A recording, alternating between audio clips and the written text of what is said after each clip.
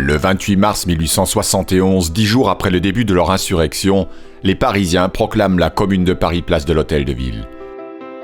Pendant 70 jours, assiégés par les troupes loyalistes, les communards expérimentent la démocratie directe et adoptent des mesures sociales d'une extraordinaire modernité.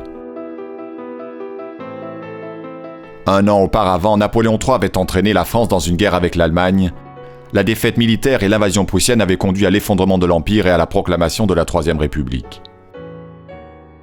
La guerre se poursuivant, Paris est assiégé jusqu'à la capitulation du gouvernement de défense nationale. Mais les Parisiens humiliés refusent l'armistice signé par une assemblée nationale royaliste élue dans la précipitation. Le 18 mars 1871, la capitale se soulève lorsque le gouvernement réfugié à Versailles envoie l'armée pour récupérer les canons de Montmartre. Des barricades sont érigées, les unités de la garde nationale fraternisent avec la population et un comité de salut public est institué. Quelques jours plus tard, des élections portent les républicains révolutionnaires à la tête de la ville.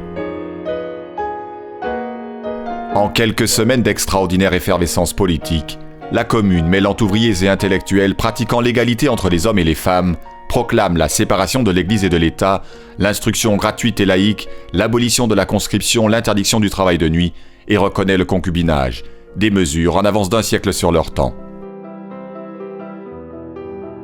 Mais 2 mois après sa proclamation, la Commune, isolée et minée par des querelles internes, est finalement écrasée dans un bain de sang par l'armée versaillaise.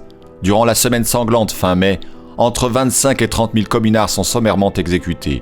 D'autres seront déportés, et pour éradiquer jusqu'au souvenir de la Commune, les vainqueurs feront ériger la basilique du Sacré-Cœur sur la butte de Montmartre, là où avait éclaté l'insurrection.